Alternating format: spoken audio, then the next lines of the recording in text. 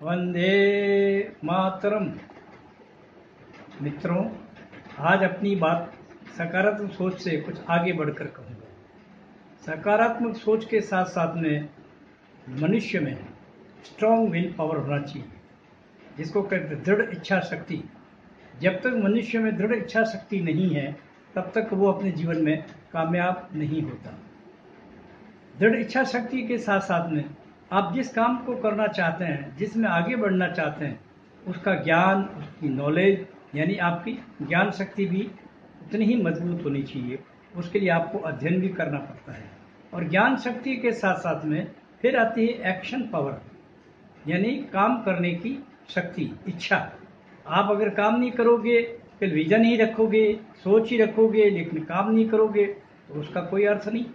इसलिए विजन, सकारात्मक सोच एक्शन तक जाएगी, तब कहीं जाकर आपको कामयाबी मिलती है।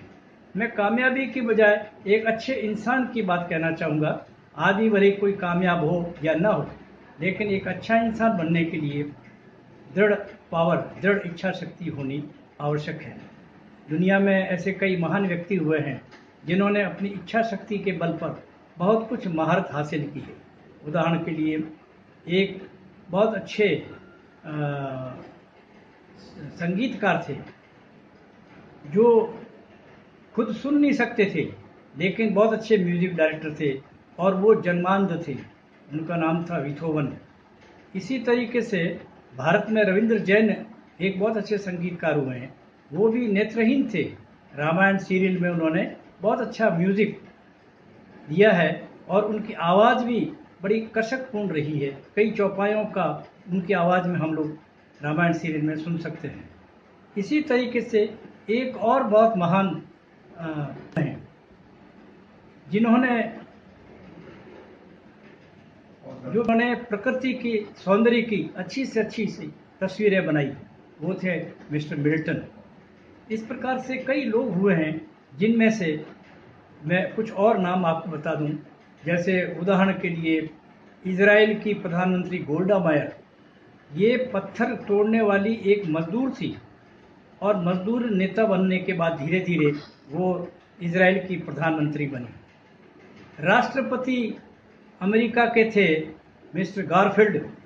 वो बिल्कुल गरीबी से निकले और गरीबी से निकल करके उन्होंने अंत में उनका जो जीवन का लक्ष्य बना, अमेरिका के राष्ट्रपति बने। रूजवेल्ट जो विकलांग थे, चल फिर नहीं सकते थे, व्हील चेयर पर चलते थे, वो भी अमेरिका के राष्ट्रपति बने अपने विल पावर की ताकत पर। अब्राहम लिंकन जो जिंदगी के हर क्षेत्र में हारे, विफल रहे, करते करते करते अंत में अमेरिका के वो राष्ट्रपति बने। युवक जिसको एप्लीकेशन लिखनी नहीं आती थी, वो न्यायालय में एक अर्जी लिखवाने गया, लेकिन वहाँ पर उसको इतनी गिलानी हुई, उसका प्रभाव ऐसा पड़ा कि वो पढ़ लिख करके होशियार हुआ और अंत में वह उत्तर प्रदेश का बिहार का स्वायत्त शासन मंत्री बना। इसी प्रकार एक और मजदूर जो बम्बई में लेबर था, मजदूरी करता था, वो पढ़ लिख कर मेहनत करके इतना आगे बढ़ा कि वो कन्हैयालाल माणिकलाल मुंशी उत्तर प्रदेश का राज्यपाल बना। इस तरीके से कई गरीब व्यक्तियों ने उन्नति की, अरबपति बने। हेनरी फोर्ड, डेली कार्नेगी, ऐसे कई उदाहरण हैं जो लेबर थे, मजदूर थे, कोई कहीं चपरासी था, उन्होंने मेहनत करके करोड़पति, अरबपति, व्यापारी बने।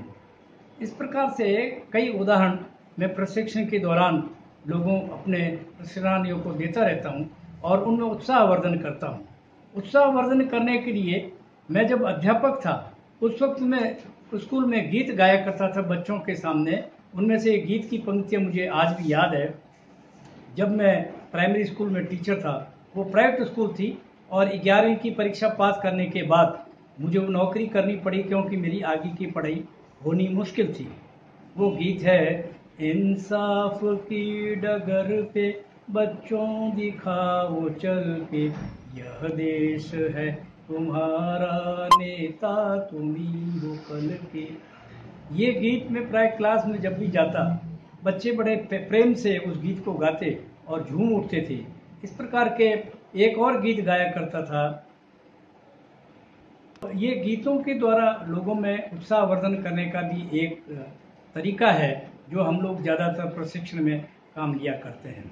तो इस तरीके से मैंने अपने जीवन में बहुत कुछ जो कुछ सीखा है उसके पीछे थोड़ी बहुत विल पावर भी काम आई है, लेकिन मेरी सबसे बड़ी कमजोरी ये रही है कि मैं लॉन्ग टर्म लक्ष्य के प्रति कभी जो है इतना विल पावर नहीं रख पाया।